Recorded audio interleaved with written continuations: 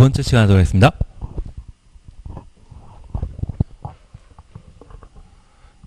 이번 시간에 함께 하시는 것은 용도, 지역, 지구, 구역과 관련된 개요에 관한 사항을 다시 한번 살펴보십니다. 여기 지역, 지구, 구역과 관련되어 제가 중개사 강의 시험 시작한 게 98년도이거든요. 그때부터 항상 이야기 드리는 게 요즘은 별다방 있고 콩다방 있고 막 그러는데 그 찻집을 방문하게 되면 그 찻집에 출입하게 되면 커피를 시키거나 유자차를 시키거나 녹차를 무조건 시켜야 되지 않습니까? 그래서 우리가 다방 방문하게 되면 항상 1인 1차입니다. 그래서 이 용도 지역과 관련되어 우리가 잠깐 이해하실 것은 다방에 방문하게 되면 1인 1차라고 하면 무조건 차 한잔 시켜야 되죠. 그 차 한잔 시키는 게 용도 지역입니다. 그래서 도시, 군에 있어서는 관할 구역 전부에 걸쳐 용도 지역이 하나씩 정해지게 됩니다.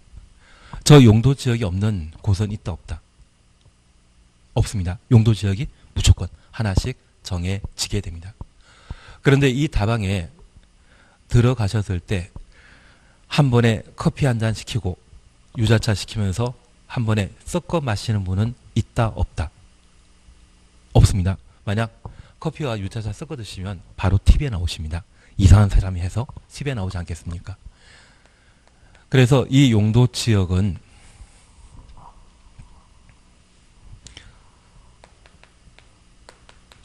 중복 지정될 수 없습니다. 도시 지역이면 도시 지역, 농림 지역이면 농림 지역이지 중복 지정하는 것은 있다 없다? 없다라는 것 이해해 놓습니다. 그러면 우리가 이 다방에서 커피를 하나 시키게 되면 테이블 위에는 설탕과 프림 있지 않습니까? 그 설탕과 프림을 커피에 타 마시는 게 바로 용도 지구입니다. 그래서 이 용도 지구는 도시, 군 전체의 용도 지구가 지정되는 것이 아니라 국지적으로 용도 지구의 지정이 필요하다 판단되게 되면 그제서야 용도 지구를 국지적으로 지정할 수 있고, 특별히 용도 지구와 용도 지구는 중복 지정하는 것도 가능합니다. 우리 커피에 설탕만 타 마십니까? 설탕 프림 같이 타 드십니까? 취향에 따라 다 타 드시지 않습니까? 그래서 커피 한 잔에 설탕, 프림 다 집어넣는다고 하면 용도 지구는 설탕, 프림을 의미하거든요. 그 설탕, 프림을 의미하게 된다고 하면 상호 중복 지정하는 것이 충분히 가능합니다. 그리고 이렇게 용도 지구 지정하게 되면 용도 지역의 기능을 증진시키는 역할을 하게 됩니다. 그래서 우리 커피에 설탕, 프림 다 드시게 되면 설탕물 마시는 것입니까? 커피 마시는 겁니까? 아무 생각 없습니다. 커피 마시는 겁니다. 그래서 용도지구는 무엇? 용도 지역의 기능 증진시키는 게 목적이라는 것을 이해해 주십니다. 반면 용도구역은 개시 수도에 해당되는 것으로서 개발 제한 구역 지정이 필요한 곳에 국지적으로 지정하게 됩니다. 상호 지정에 대해서는 크게 신경 쓸 필요 없습니다. 그런데 우리가 하나 이해하실 것이 있습니다. 만약 상업지역인 곳에 인접한 곳에 비행장이 있기 때문에 비행기의 안전한 이착륙을 도모하기 위해 비행장 주변을 고도 지구로 지정하게 되면 건축물의 높이를 제한하게 됩니다. 그러면 상업지역인 고도 지구에는 상업용 건물을 상가를 건축한다 못한다? 상가 건축할 수 있습니다. 다만 높이만 좀 제한될 뿐입니다. 그런데 이 상업지역이 개발 제한 구역으로 도시 자연공원 구역으로 지정되게 되면 개발 제한 구역은 그린 벨트에 해당되는 것으로서 이 상업지역에 개발 제한 구역 지정되게 되면 이쪽은 개발한다 못한다. 아예 못합니다. 상가 자체를 만들질 못합니다. 그래서 이 용도구역은 용도지역의 기능 증진한다. 이 말 나오면 틀립니다. 다만 이 용도구역의 경우에는 고유의 독자적인 지정 목적이 있는데 그 목적 달성하기 위해 용도구역을 지정함으로써 지역, 지구의 성격이 싹 소멸되는 것이 특징입니다. 그러면 우리 이 다방에 가끔 TV 보다 보면 백수란 분이 출입하는 경우가 있습니다. 한 1년 넘게 드나들다 보면 아침 개업할 때 딱 들어오시고 점심 저녁 때까지 버티는 경우 있거든요. 그러면 다른 손님과 달리 오랜 단골이라고 하면 점심 때 중국집에서 짜장면이나 짬뽕 시켜 드시는 경우도 있죠. 그러면 짜장면을 시켜 드시게 된다고 하면 지금까지 마셨던 커피 맛은 느낄 수 있다 없다. 아, 짜장면에 다 함물려버리지. 다른 것 생각나지 않지 않습니까? 그래서 이 용도구역이 지정되게 되면 용도지역과 용도지구의 성격은 살아난다, 싹 무시되어 버린다. 싹 무시되는 것이 용도구역이 되게 됩니다. 그래서 우리 이렇게 개념을 잠깐 정리해 주시는 게 필요합니다. 저 개념이 정리되셨다고 하면 이제 순서로 용도지역부터 함께 살펴봅니다. 우선 용도지역제와 관련되어 우리가 함께 봐주실 것으로서 공법은 특정 제도를 보게 되면 대상과 절차를 파악해 주셔야 되고 저 용도지역이 지정되게 되면 용도지역을 정하는 고유 목적은 무엇이다? 행위 제한에 있습니다. 그래서 대상, 절차에 관한 사항을 각각 살펴주시는 게 필요합니다. 우선 우리 용도지역제와 관련되어 함께 살피시는데 64페이지 찾으셨죠? 지역, 지구, 구역 걸쳐 무조건 3문제 시험에 나옵니다. 많이 나온다고 하면 5문제도 출제 가능한데 보통 용도지역에서 2문제, 용도지구에서 하나. 많이 나온다고 하면 지역, 지구, 구역 둘 하나씩 시험에 나오더라고요. 그래서 지역, 지구, 구역은 우리가 부동산 공부할 때 가장 기초적인 사항으로 무조건 정리해 주셔야 됩니다. 우선 64페이지에 이 용도지역 구분 찾으셨죠? 그리고 옆에 페이지 양갈 1번 도시 지역입니다. 그리고 동그라미 1번입니다. 주거적 그리고 기억 보시면 전용 주거지역이란 말 찾으셨죠? 양환 주거환경을 보호하기 위해 필요한 지역으로서 1종, 2종으로 구분하고 있는데 1종 전용 주거지역은 단독택 추천했습니다. 중심의 양환 주거환경 보호하기 위해 양호한 주거환경 보호 가로 해놓습니다. 그리고 전용 주거지역은 공동주택 중심의 양환 주거환경 보호하기 위해 필요한 지역 공동주택 추천했습니다. 그리고 니은 일반 주거지역은 1, 2, 3종으로 구분합니다. 1종 일반 주거지역은 저층 주택 4층 이하, 저층부터 4층 이하까지 추천했습니다. 편리한 주거환경 조성하기 위해 필요한 지역, 편리한 주거환경 조성 가로 해놓습니다. 그리고 2종 일반 주거지역은 중층 주택 줄쳐 놓습니다. 중심으로 편리한 주거환경 조성하기 위해 필요한 지역을 말하며 3종 일반 주거지역은 중고층 주택 추천했습니다. 중심으로 편리한 주거환경 조성하기 위해 필요한 지역을 말한다. 그리고 디귿 준주거지역 찾았습니다. 주거 기능 위주로 이를 지원하는 일부 상업, 업무 기능을 보완하기 위해 필요한 지역을 준주거지역이라 표현하고 있습니다. 이번 상업지역 찾았습니다. 상업지역은 중심상업지역, 일반상업지역, 유통상업지역, 근린상업지역으로 각각 구분하고 있는데 중심상업지역은 도심, 부도심, 도시, 부도심 줄만 쳐놓습니다. 상업기능 및 업무기능 확충을 위해 필요한 지역을 말하며 일반 상업지역은 일반적인 상업기능 및 업무기능 담당하기 위해 필요한 지역, 유통상업지역은 도시 내 지역 간 유통기능의 증진을 위해 필요한 지역, 유통기능 줄만 쳐놓습니다. 근린상업지역은 근린지역의 일용품 서비스 공급을 위해 필요한 지역, 근린지역 줄만 쳐놓습니다. 3번 공업지역입니다. 전용공업지역은 주로 중화공업, 공해성 공업을 수용하기 위해 필요한 지역, 일반 공업지역은 환경 저해하지 않는 공업 배치를 위해 필요한 지역, 준공업지역은 경공업 추정했습니다. 그 밖의 공업을 소용하되 주거, 상업, 업무 기능의 보완이 필요한 지역을 말합니다. 4번 녹지지역 찾았습니다. 한 장 넘기시면 보존 녹지지역은 도시의 자연 환경 등을 보존할 필요가 있는 지역, 생산 녹지지역은 주로 농업적 생산을 위해 개발을 유보할 필요가 있는 지역, 농업적 생산 줄쳐 놓습니다. 그리고 자연 녹지지역은 도시의 녹지 공간 확보, 도시 확산 방지, 장내 도시 용지의 공급, 장내 도시 용지의 공급 줄만 쳐놓습니다.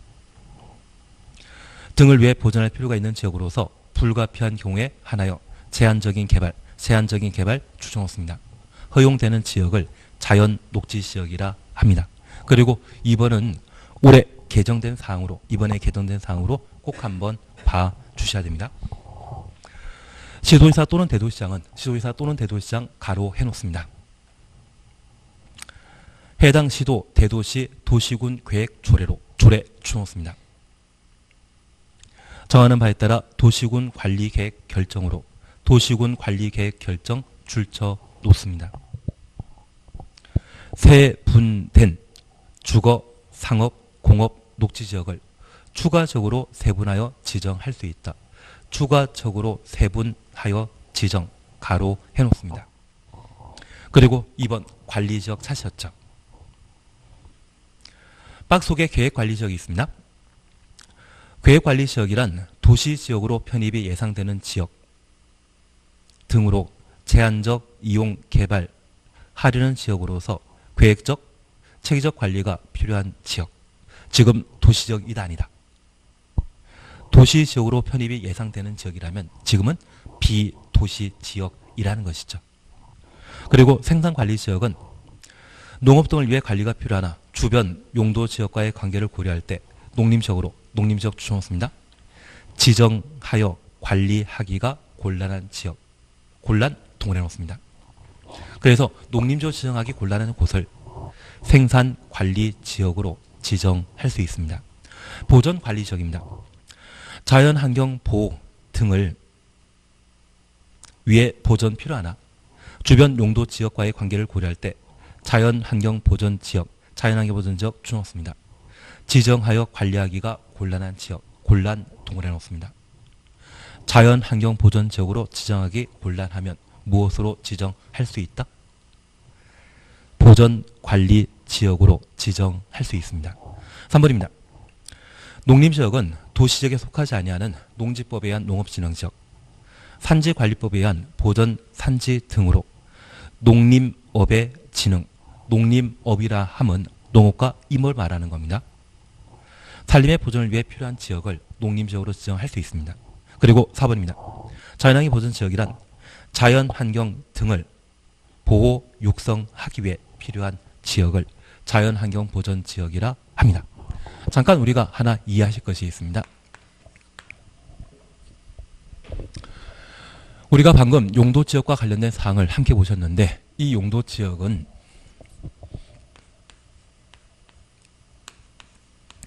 국토의 계획 및 이용에 관한 법률상 전국의 모든 도시의 땅을 개발 가능한 도시 지역과 비개발 용도의 농림지역, 자연환경 보전 지역으로 현재 구분하고 있습니다. 다만 우리가 다시 한번 이해해 주실 것은 설악산 같은 국립공원이라고 하면 자연 경관이 우수한 곳이거든요. 이러한 곳은 자연환경 보존지역으로 지정하는데 이렇게 지정된 자연환경 보존지역은 개발 용도이다, 비개발 용도이다. 비개발 용도라고 해주십니다. 그래서 얘는 개발 땅이 아닙니다. 보통 4대강 수역이 자연환경 보전지역으로 또는 국립공원 일대가 자연환경 보전지역으로 지정되는데 한번 지정되게 되면 땅값 올라가지 않습니다. 그래서 가끔 어디 신라권, 백제권이라 해서 문화권을 보호하기 위해 예전 그대로 남겨두는 곳이 있거든요. 그러한 곳이라면 개발하는 땅이다, 비개발 용도이다. 비개발 용도로서 토지의 가격이 올라가지 못합니다. 그리고 농림지역은 농업과 임업을 도모하기 위한 곳으로서 개발 용지이다, 비개발 용지이다. 비개발 용도입니다. 그런데 우리 다시 하나 이해하실 것이 있습니다. 특정한 장소가 용도 지역이 농림 지역인 동시에 자연환경 보전 지역인 곳은 있다 없다? 없습니다. 그리고 도시지역은 주거지역, 상업지역, 공업지역, 녹지지역으로 각각 구분하고 있는데 이러한 도시지역은 건축물을 다양하게 개발할 수 있는 그런 용도 지역으로 이해해 놓습니다. 그래서 하나 이해하실 것이 있는데 수도권이라는 곳에 인천이 있거든요. 또는 수원이라는 도시가 있는데 그 인천시는 도시지역이다 라고 하면 틀립니다. 인천시는 도시시, 도시지역이 아닙니다. 인천광역시에는 도시지역만 존재하는 것이 아니라 다른 용도지역도 함께 존재합니다. 그런데 우리 하나 이해하실 것이 있습니다. 이렇게 세 개 개성 가능한 용도지역으로 국토의 계획 및 이용에 관한 법률에서는 세분하고 있는데 그 성격이 애매모호한 경우가 있습니다. 가끔 학교 다닐 때 개성 뚜렷한 친구들 옆에 물에 물 탄 듯, 술에 술 탄 듯 함께 어울리는 그런 친구들 있지 않습니까? 그런 친구들은 개성 강하다, 약하다? 약합니다. 그러면 이 자연환경 보전 지역은 자연경을 보호하기에 꼭 필요한 곳인데 그 국립공원 외곽에 야산 있지 않습니까? 그 야산은 자연환경 보전 지역으로 지정하기 애매한 곳이 있습니다. 그리고 관계 수리설이 잘 되어 있는 곳이 있다면 농림지역으로 지정할 수 있는데 관계 수리설이 제대로 갖춰지지 않는 천수답이라고 하는 농경지는 농림지역으로 지정하기 애매하지 않겠습니까? 그러한 곳이 있다면 걔를 관리지역이라 합니다. 그리고 도시지역 외곽에 가끔 우리 면사무소라고 하는 곳을 방문해 보신 적이 있다면 그 면사무소에서는 면사무소 건물 옆에 우체국 조그만한 것, 파출소 조그만한 것, 이 정도 개발되어 있고 집 몇 채가 함께 있는 것이 면사무소재지이거든요. 얘를 도시지역으로 보기엔 좀 애매하지 않겠습니까? 그래서 도시지역 외곽에 지금 당장은 도시지역이 아니지만 이 도시지역이 성장, 팽창하는 경우가 있습니다. 그래서 이 도시지역에 거주하는 인구가 10만 명인데 갑자기 평택처럼 삼성전자가 100조 투자해서 개발 사업하면, 그리고 지난 시간에 제가 잠깐 이야기 드렸는데 SK 하이닉스는 어디에 반도체 공장 만든다더라? 용인시, 처인구, 원산면. 그래서 작년 4월 달 정도에 제가 TV 나오기 전에 미리 알았었는데 지금 주변 다녀오신 분들 하는 이야기가 원산면 일대 외에 그 주변 일대 여러 면이 토지거래 허가구역으로 지정되었다더라고요. 땅값 많이 올랐다는 것입니까? 떨어졌다는 이야기입니까? 많이 올라갔거든요. 그러면 이런 용인시 처인구 원산면 일대에 SK 하이닉스 반도체 공장이 만들어지게 되면 도시가 성장 팽창하게 될 겁니다. 그러면 사람들이 거주할 수 있는 새로운 주거적, 상업적, 공업적 개발이 필요한데 종전에 계획관리지역이었던 곳이 바로 도시지역의 용도지역으로 변경될 수 있다는 그런 용도를 뭐라 한다? 계획관리지역이라 표현하길 겁니다. 그래서 저 반도체 공장이 만들어지게 되면 아마 인구 10만 명이 더 살 수 있는 그런 공간이 되어버리거든요. 그러면 기존에 제공했던 주거 용지, 상업 용지, 공업 용지는 충분하다, 부족하면 계획관리지역을 도시지역의 주상공으로 용도지역을 바꿔버리게 됩니다. 그래서 이 계획관리지역은 도시역 외곽에 존재하는 소규모 개발 사업이 제한적으로 가능한 곳을 계획관리지역이라 표현하게 됩니다. 그리고 농림지역 주변에 농림업을 하고 있지만 농림지역을 지정하기 곤란한 곳은 생산관리지역으로, 자연환경보전지역에 존재하는 산지로서 자연환경보전지역을 지정하기 곤란한 곳이 있다면 그러한 곳은 보전관리지역으로 지정할 수 있습니다. 그래서 현재 용도지역과 관련되어서는 법률상 도시지역의 주거지역, 상업지역, 공업지역, 노시지역 그리고 관농자로 각각 구분하고 있는데,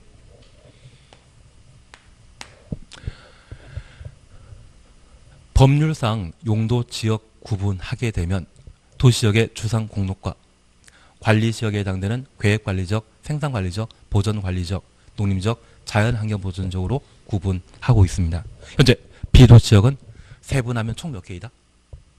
도시지역 아닌 비도시지역은 5곳입니다. 그런데 얘를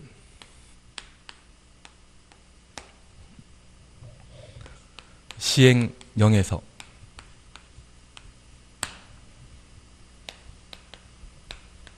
조례에서 이 도시지역을 세분하게 됩니다. 종전에 용도지역은 법령에서만 구분하던 것이 이번에 법을 개정하여 어디만큼은?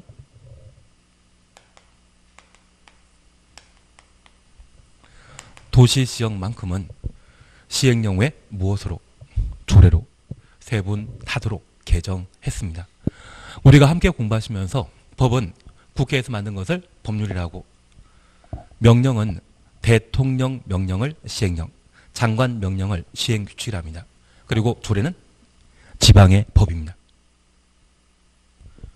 그러면 시행령에서는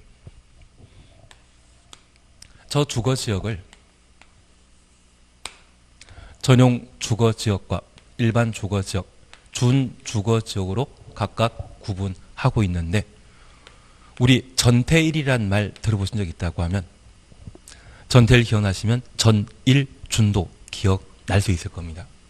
그리고 여기 전용 주거지역은 서울의 연희동에 전직 대통령 2분 살고 있는 동네에 있는데요. 밤 7시 이후에는 동네가 참 조용합니다. 그래서 늦은 밤에 동네 조용한 주택가가 있다면 걔를 뭐라 한다?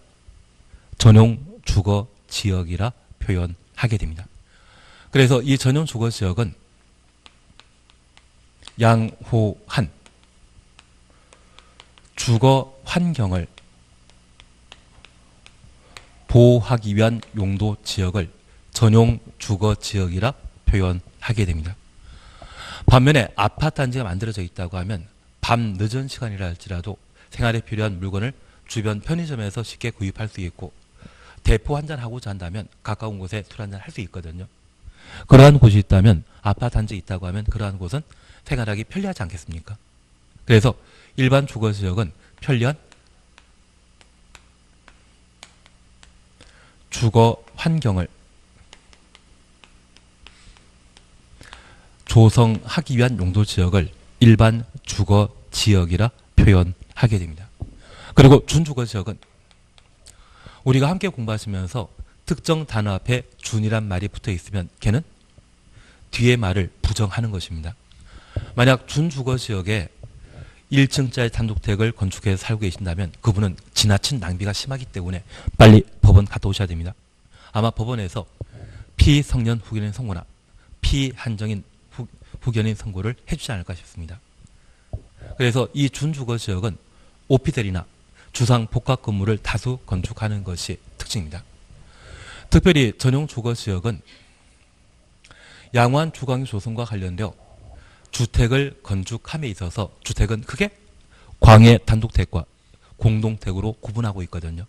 그래서 단독택을 주로 건축하는 곳이 있으면 1종, 공동택 주로 건축하는 곳이 있으면 2종 전용 주거지역으로 세분하며 일반 주거지역은 편리한 주거환경 조성을 도모하는 것으로 1, 2, 3종으로 구분하고 있는데 4층짜리 건물 건축하게 되면 1종, 그리고 중층이라고 하면 보통 12층에서 15층 사이의 층수를 말합니다.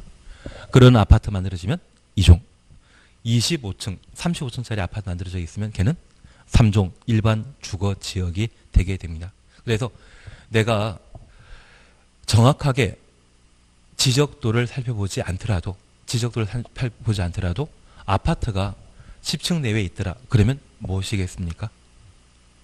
2종 일반 주거지역이고 상가주택으로 4층짜리 3층짜리 상가주택에 많이 있더라. 그런 빌라가 많이 모여있더라. 그러면 1종 일반 주거지역이며 25층짜리 아파트 세워져 있다면 걔는 3종 일반 주거지역이 되게 됩니다.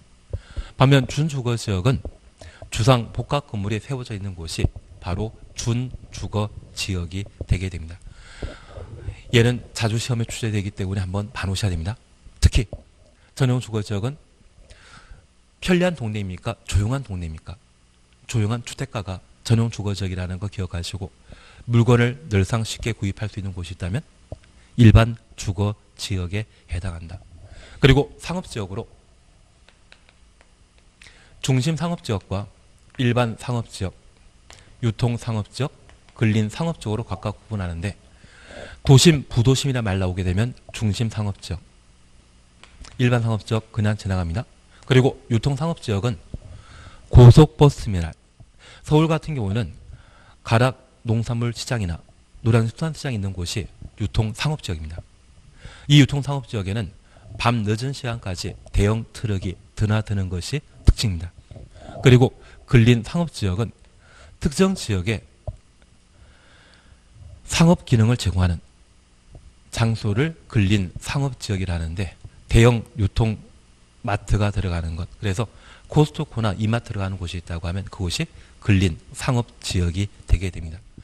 나중에 우리가 상업지역을 구분하게 될 때 이렇게만 잠깐 이해하십니다. 우리 중1도 편의점에서 알바하면 근육 생기지 않습니까? 그래서 중1, 유근. 중1도 알바하면 근육 생긴다더라. 저도 알바를 빨리 해야 되는데 그래야지 좀 다이어트도 하고 근육 생기고 막 그러지 않겠습니까? 그리고 공업지역과 관련되어서는 전일준입니다. 전용 공업지역과 일반 공업지역, 준공업지역. 그래서 주거지역과 공업지역은 모두 전일준으로 기억하시는데 공예 공장이 위치하는 곳, 중화공장 만들어져 있는 곳이 있다면 걔가 전용 공업지역이고 우리 GM 자동차 공장 있지 않습니까? GM 자동차가 군산 공장은 포기했는데 부평 공장은 계속 가지고 있는 게 왠지 아십니까? 부평 공장이 일반 공업지역인데 지금 토지 가격이 한 4조 정도가 된다고 합니다. 그런데 저 일반 공업지역이 용도지역 변경해서 일반 주거지역으로 또는 준공업지역으로 바뀌어 아파트 만들게 되면 아파트 만들었을 때 그것 분양하면 토지의 가격이 12조까지 치솟는다고 합니다. 그러면 대충 7조 이상의 시세 차익 남을 수 있거든요. 그 7조면 그동안 누적됐던 적자와 그동안 투자했던 모든 이자를 한 방에 해소할 수 있습니다. 우리 예전에 외환은행과 관련된 론스타 기억나십니까? 걔들이 우리나라에서 들고 튀었던 돈이 얼마다? 한 4조거든요. 나는 그런 건 관심 없고 오직 공부만 생각한다. 그게 중요하십니다. 대신 핵심은 자동차 공장이 들어가 있거나 반도체 공장 들어가 있는 곳은 어디다? 일반 공업지역입니다. 그리고 준공업지역은 서울 같은 경우에 구로 디지털, 구지역과 가산 디지털 단지역이 있거든요. 가디역. 그 주변일 때가 준공업지역이 되게 됩니다. 그리고 녹지지역은 도시지역에도 화해 단지를 조성하는 곳이 있습니다. 그러한 곳을 생산녹지지역이라 하고 서울에 남산이 있거든요. 그 남산 일대를 보전 녹지지역으로. 그리고 같은 녹지지역이지만 제한적 개발 가능한 곳, 자연 녹지지역으로 각각 구분하게 됩니다. 근데 우리 하나 이해하실 것이 있습니다. 이렇게 도시지역을 대통령령으로 주상공록으로 현재 구분하고 있는데, 이러한 구분은 관리지역, 농림지역, 자연환경보전지역의 경우는 사람들이 많이 산다?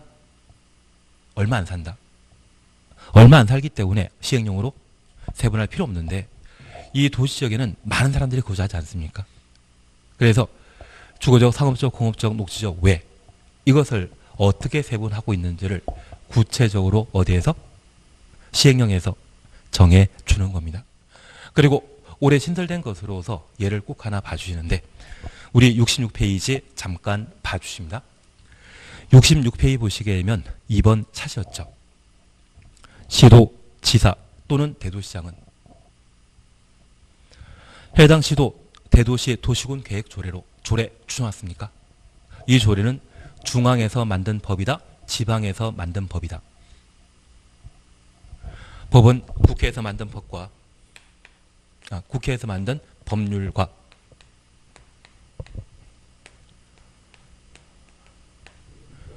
대통령 명령 시행령입니다. 장관 명령 시행규칙입니다. 그래서 우리가 나중에 시험 보게 되면 국토의 계획 및 이용에 관한 법령에 따르면, 법령이란 말은 법률과 명령을 말하는 겁니다. 그리고 지방에서 만든 법이 있다면 그것을 조례라 말하는데, 이 시험은 전국의 모든 사람들이 같은 법령 기준으로 시험 봐야 되지, 지역마다 다른 법, 조례를 근거로 해서 시험 볼 수는 없겠죠. 그래서 이 조례는 지방에서 만든 법으로서 우리 시험 내용은 되지 못하지만 이 자체는 중요한 겁니다. 지금 도시군 계획 조례라고 하면 지방에서 만든 법입니다. 그 지방에서 만든 법에 따라 도시군 관리 계획 결정으로 세분된 주거적, 상업적, 공업적 녹지역을 추가적으로 세분하여 지정할 수 있다. 그러면 우리 이렇게 잠깐 봐놓습니다. 현재 도시지역은 시행령으로 주상공록을 세분하고 있습니다. 그러면 전용 주거지역은 2개, 일반 주거지역은 1, 2, 3종 3개, 준주거지역. 그래서 주거지역은 몇 개? 6개. 상업지역은 중일 유군입니다. 몇 개? 4개. 공업지역 몇 개? 전일준 3개. 녹지역 몇 개? 자생복 3개. 그래서 시행령에서 세분하고 있는 용도지역은, 도시지역을 세분하고 있다면 총 몇 개? 16개. 그리고 비도시지역은 법률상 관리지역을 개생복 3개, 농림적, 자연환경보전적, 비도시지역은 총 몇 개? 5개. 그래서 법령에서 정하고 있는 용도지역의 종류는 총 21개인데 이번에 얘를 신설하게 되었습니다.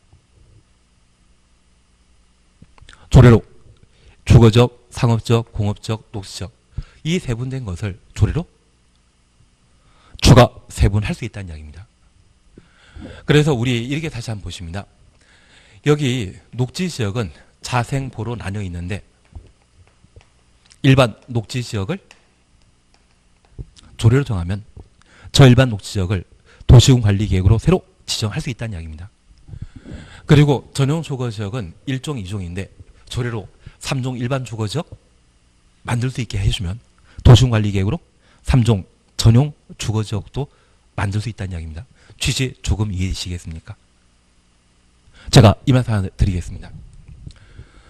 대한민국에는 200여 개 많은 도시에 도시역과 관리지역, 농림지역, 자연환경보전지역 지정하는 것이 일반적인데, 서울특별시나 5대 광역시 있지 않습니까? 그 중에 서울특별시는 정상적인 도시이다, 비정상적인 도시이다. 제발 비정상이라 해주십시오. 그 유별난 서울 같은 경우에는 행정관할구역 전부가 도시적입니다. 관농적 없습니다. 그래서 서울에는 관리지역, 농림지역, 자연환경보전지역 있다 없다? 없습니다. 여기 서울이 인구 700만일 때만 하더라도 북한산일 때는 자연환경 보존지역이 있거든요. 그리고 최근 마곡지구 개발 사업 하기 전까지만 하더라도 그 강서구에서는 농사 짓고 있는 농경지가 쭉 펼쳐져 있는 적이 있었습니다. 그런데 서울에 지금은 관농자 있다 없다? 없습니다. 그리고 서울에 전용 공업지역과 일반 공업지역 없습니다. 서울의 공업지역은 죄다 중공업지역입니다. 그리고 서울에 생산 녹지역과 보존 녹지역 없습니다. 서울의 녹지역은 죄다 자연 녹지지역입니다. 심지어 북한산이지 않습니까? 그 북한산 등산로 참 많은 사람이 찾고 있는데, 그리고 북한산이 국립공원인데 불구하고 북한산 일대가 죄다 자연 녹지역입니다.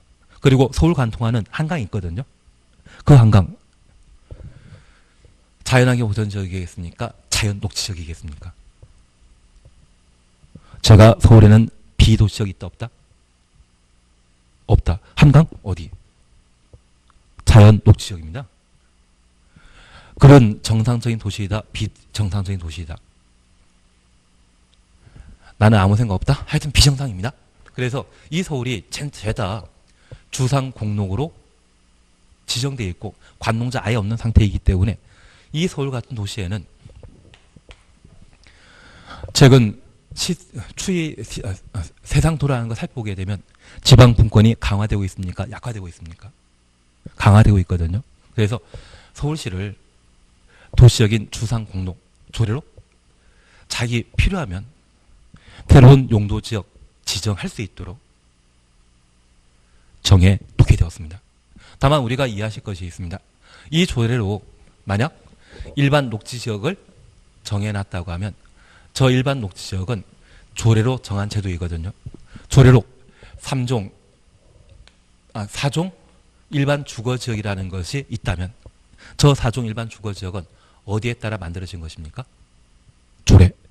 조례로 만들어 놓은 것은 중앙행정기관장인 국토교통부 장관은 도시군 관리 계획으로 결정한다, 못한다. 조례를 만든 것은 지방에 만든 법이거든요. 지방에 만든 것은 그 지방 책임지고 있는 누구?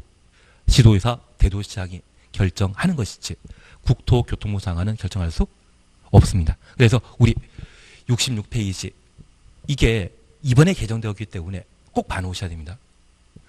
시도지사 또는 대도시장, 여기에 국장은 국토교통부 장관이 있다 없다? 없다. 이들은 도시군 계획조례로 정한 바에 따라 도시군 관리계획 결정으로 세분된 주상공록, 주거적, 상업적, 공업적 녹지역을 추가적으로 뭐 할 수 있다? 세분하여 지정할 수 있다. 여기에 주어에 국토교통부 장관 들어가면 안 됩니다. 그리고 목적에 관리지역, 농림지역, 자연환경보전지역을 추가로 세분할 수 있다. 이 말 나오면 된다, 안 된다?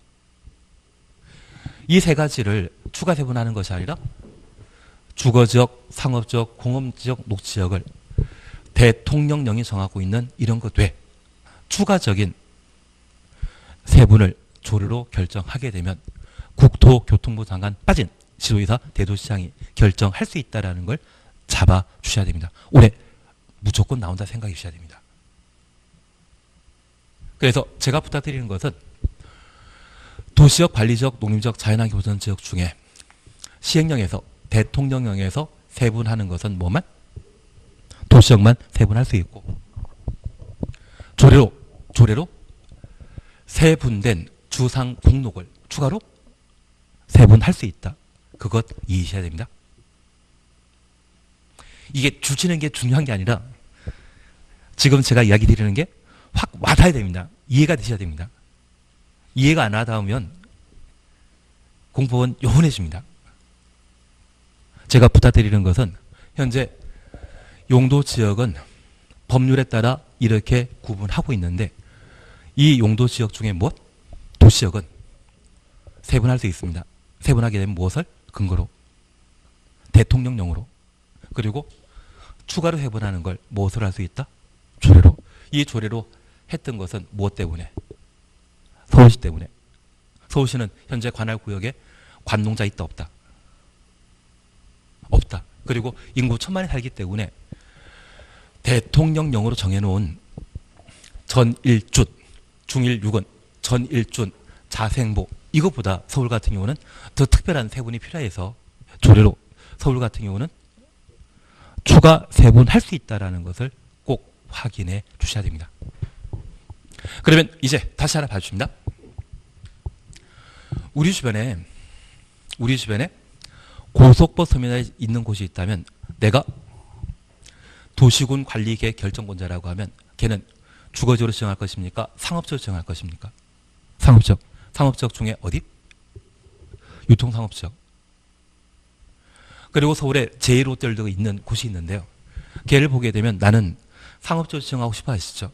현재 상업지역은 중1유근인데 그 제1롯데월드 세워져 있는 곳은 내가 도시군 관리계획 결정권자라면 어디로 지정하고 싶다? 중심 상업지역으로. 그리고 설악산이라는 곳이 있다면 나는 어디로 지정하고 싶다? 자연환경보전지역으로. 그래서 이 용도지역은 도시군 관리계획 결정권자가 도시군 관리계획으로 용도지역을 지정해야 한다? 지정할 수 있다. 지정해야 한다? 지정할 수 있다. 제가 꼭 부탁드린 게 있습니다. 우리가 공부하는 공법에서는 각종 행정계획이 있습니다. 그 행정계획 뒤에는 수립하여야 한다. 강행기준 나와야 되고요. 지역, 지구, 구역은 장소, 존에 관한 개념으로서 저 존을 우리 스쿨존이라는 거 들어본 적 있지 않으십니까? 그 장소에 관한 개념은 지정할 수 있다. 어떤 특별한 목적을 달성하기 위해 지역, 지구, 구역 지정은 지정해야 한다. 할 수 있다. 할 수 있다.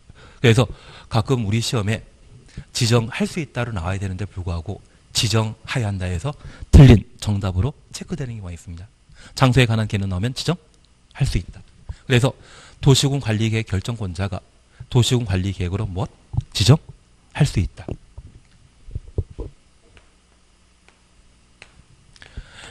그런데 우리 꼭 기억하실 게 있습니다. 지난주 우리 함께 하셨던 도시군 관리계획에서는 입안권자와 결정권자가 서로 다르다는 것 구분한 적이 있습니다. 그래서 입안권자와 결정권자는 같다 다르다. 다르다고 해주십시오. 우리가 국토계획법을 다 공부하시고 나면 입안권자가 국토계획법에서 각종 권한을 행사하는 것으로서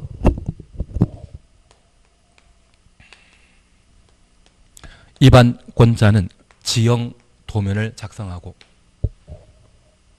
그리고 두 번째 저 입안권자는 단계별 집행계획을 수립합니다.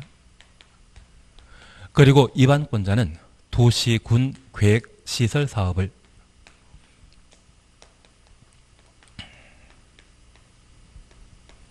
시행합니다.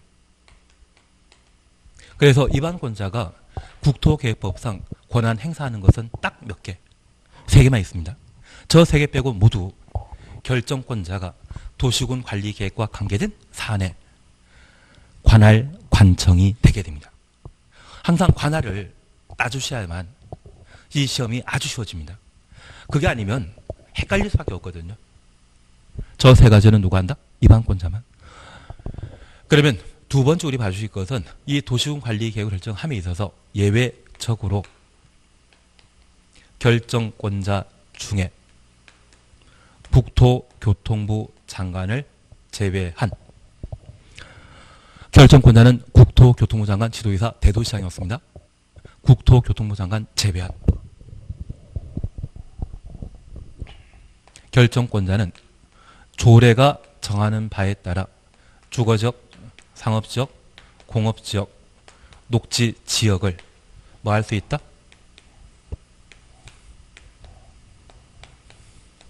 추가로 세분할 수 있다. 이게 올해 개정된 가장 중요한 사안입니다. 국토교통부 장관은 지방법과 지방의 법인 조례와 관계 있는 사람이다, 관계 없는 사람이다. 관계 없습니다. 지도자 대도시장이 지방자치단체장으로서 이들이 조례 만들 수 있는 자리거든요. 그 국장을 제외한 결정권자는 조례가 정한 바에 따라 주상공록 이걸 뭐 할 수 있다? 추가 세분할 수 있다는 것을 잡아 주셔야 됩니다. 그리고 예외에 관한 사항으로 의제 사항에 관한 내용을 보시는데 이 의제 사항은 1월 달에 해나가실 겁니다. 얘도 중요하지만 이번에 개정되어 가장 최근에 개정되어 시험 나올 것이 있다고 하면 바로 이 포인트입니다.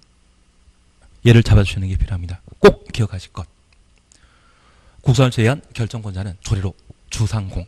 만약 관리적 추가 세분할 수 있다 이 말 나오면 땡입니다. 관농제 세분하는 것이 아니라 어디만? 도시적의 주상공록을 추가로 해분할 수 있다. 그것 잡아주시는 게 필요합니다. 그리고 67페이지 봐주십니다. 67페이지 보시게 되면 용도 지역 지정 사실적 우리 지금 보셨던 절차와 관계된 사안입니다.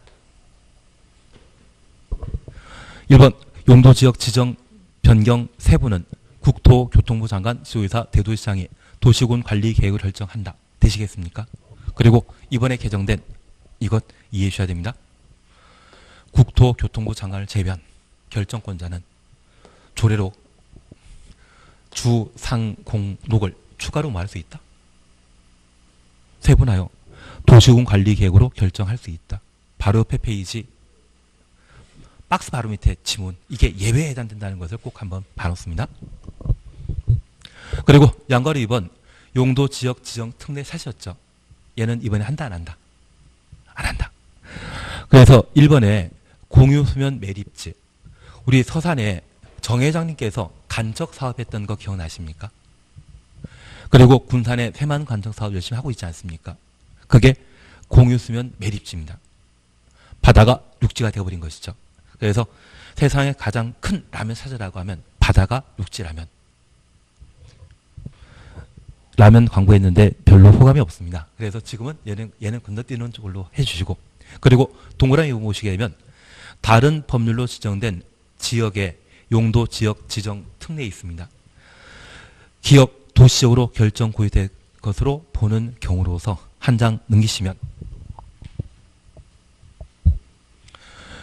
1번, 2번 그냥 건너뛰시고 3번 국가산업단지, 일반산업단지, 도시첨단산업단지 4번 택지개발지구 5번 전원개발사업구역 5번의 전원개발사업구역은 전원주택 만드는 장소가 아닙니다.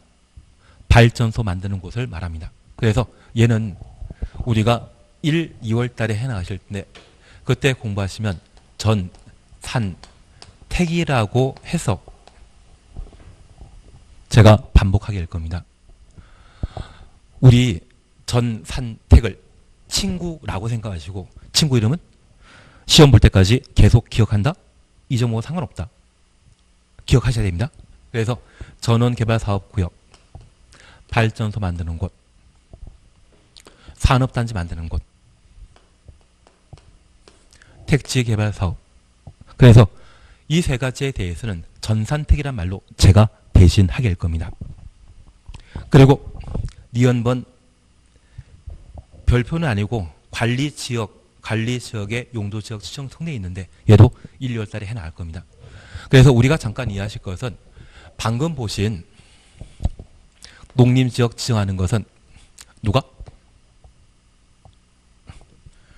농림지역 지정 대상은 비도시지역의 농업전형지역, 비도시지역의 보전산지. 지금 줄 치는 게 문제가 아니십니다. 주축을 표시하는 게 문제 아니시고 이걸 들으시는 게 중요합니다. 11, 12 과정은 줄 하나 안 쳐도 됩니다. 심지어 1, 2 과정에도 줄 안 쳐도 됩니다. 듣고 이해하는 게 중요합니다. 다시 보십니다. 농림지역 지정 대상은 비도시지역의 농지법의 농업전형지역, 산지관리법에 의한 보전산지가 있다면 내가 도시군 관리계획 결정권자라면 그 농업진흥지역을 무엇으로 지정한다? 농림지역으로 지정할 수 있습니다. 지정하는 방법은 무엇으로? 도시군 관리계획으로 결정할 수 있습니다. 지금 공법은 줄 쳐봤자 아무 의미 없습니다. 그리고 나중에 요약집 나오면 이거보다 훨 줄어들 거고요. 그 요약집보다 더 줄어든 자료도 만들 수 있습니다. 지금 줄 치는 게 아니라 듣고 이해하시는 게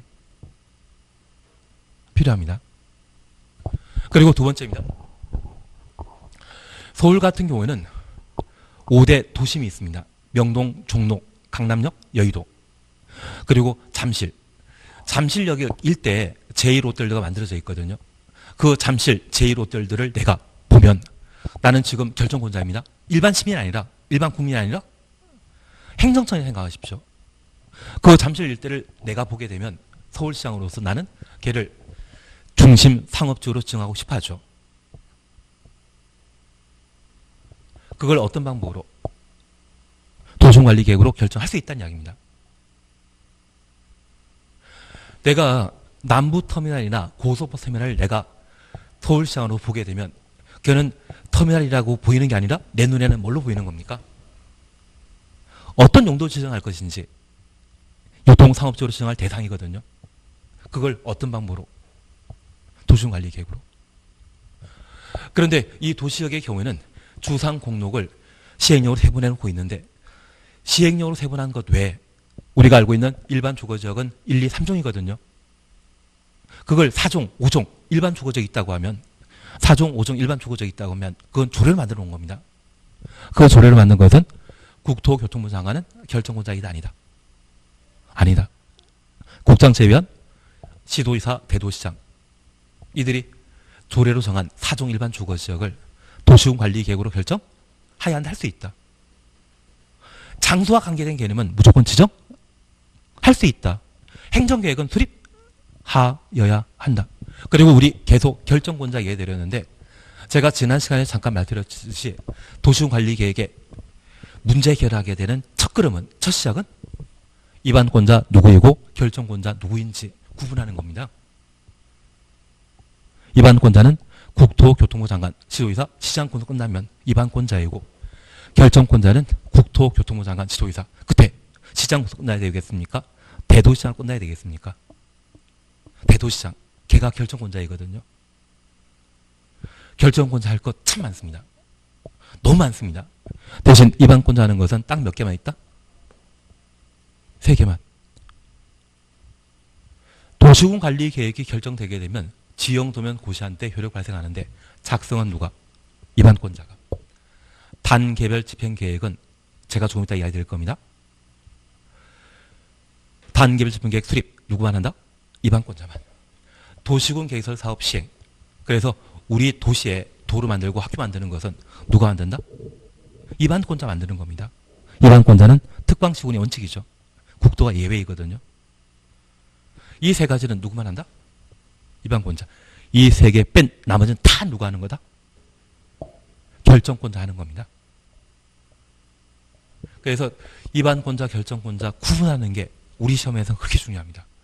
그게 되면 12문제 줄 때는 국토계획법은 80%를 먹고 들어갑니다. 그러면 이런 결정권자가 도시군 관리계획이란 방법으로 자신의 관할 구역의 모든 토지에 대해 어떤 용도지에 속할 것인지 일일이 결정했다면 토지 소유자는 결정권자가 정한 대로 토지를 사용해야 됩니다. 그런데 도로 하나 두고 한쪽은 제1롯데월드에 해당되는 중심상업지역인데 우리 잠실 5단지라고 하는 아파트 한 들어본 적 있습니까? 걔가 잠호단지이거든요. 이 잠호단지는 2002년까지만 하더라도 그 거래 가격이 2억이 채 안 됐습니다. 왜냐하면 2002년도에 잠실은 한강 범람하게 되면 물에 잠겼던 동네입니다. 가끔 TV에 고무 다라이에 노 젓고 다니는 사람들이 TV에 나왔다고 하면 그거 서울의 잠호단지입니다. 그 이후 방제 사업을 철저히 해서 한강 범람하더라도 이제 더 이상 잠기지 않거든요. 덕분에 2019년 얘가 20억 찍던데요. 2018년도에는 18억이었거든요. 2017년에는 얼마였겠습니까? 한 12억, 13억 했는데 3년 사이에 2배는 아니지만 꽤 많이 올랐습니다. 1년에 1억씩 가격이 올랐다면 그거 괜찮지 않습니까? 그러면 길 건너편은 잠실 5단지인데 그 잠실 5단지가 3종 일반 주거지역입니다. 길 건너편은 상업지역입니다. 상업지역과 3종 일반 주거지의 가격은 같은 평형이었을 때 땅값 똑같다? 상업지역이 월등히 높다. 월등히 높지 않겠습니까?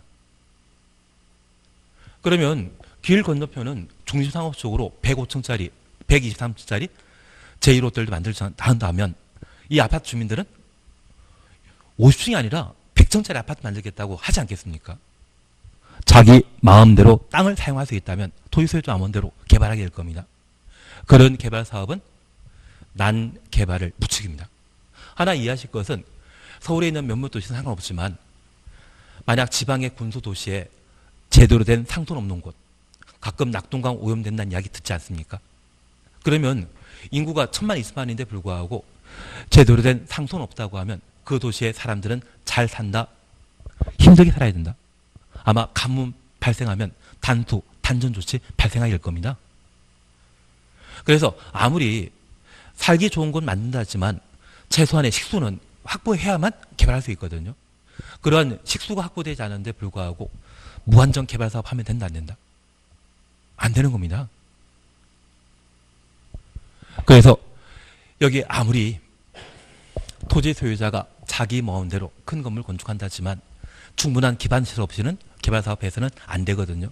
그래서 에서 용도 지역 지정해 놨다가 하면 그 지정 목적 달성하라고 우리가 공부하는 국토계획법 공포에서는 뭐가 한다? 행위 제한을 가하게 됩니다. 여기 행위는 개인이 자기 땅을, 자기 재산권을 행사하는 것을 행위라 하고 이 행위를 제한한다 하면 이 행위는 좋은 행위겠습니까? 나쁜 행위겠습니까? 이건 사익을 추구한 행위거든요. 공익상 나쁜 행위라 생각하기 때문에 규제합니다. 만약 자기 땅을 공원 용지로 나라에 기부한다고 하면 그건 권장하지 규제할 일이 없거든요. 그래서 용도 지역을 애서 지정했다고 하면 그 용도 지역마다 지정 시의 고유 목적을 달성하기 위한 규제를 가하는데 그 규제를 법에서는 뭐라 표현한다? 행위제한. 우리 용도 지역과 관련된 건축 제한, 건폐율, 용적률 높이 제한 이 말 한번 보지 않았습니까? 아까 주셨는데 그것을 행위 제한이라 하고 이 행위 제한을 법에서는 건축 제한, 건폐율, 용적률 한도를 정해서 각각 제한하게 됩니다. 그래서 우리 169페이지 보시게 되면 4. 용도 지역의 지정 효과 찾으셨죠? 옆에 뭐라 표현되어 있다? 행위 제한이라 표현되어 있지 않습니까? 양갈 1번, 2번은 필요 없는 겁니다. 그리고 한 장 넘기시면 70페이지에 용도 지역별 건축 제한이라는 말 찾으셨죠? 70페이지 용도 지역별 건축 제한 찾으셨죠? 그래서 1번 제1종 전용 주거지역에 건축할 수 있는 건축물 박스에 나오는데 이것 시험에 나오거든요. 예전에 제 친구가 이 공부를 했던 적이 있습니다. 그리고 그 친구에게 농담 삼아 89페이지까지 여기에서 무조건 시험 문제가 하나 이상은 나온다 그 말 했는데 이것 외우다가 자포자기 하더라고요.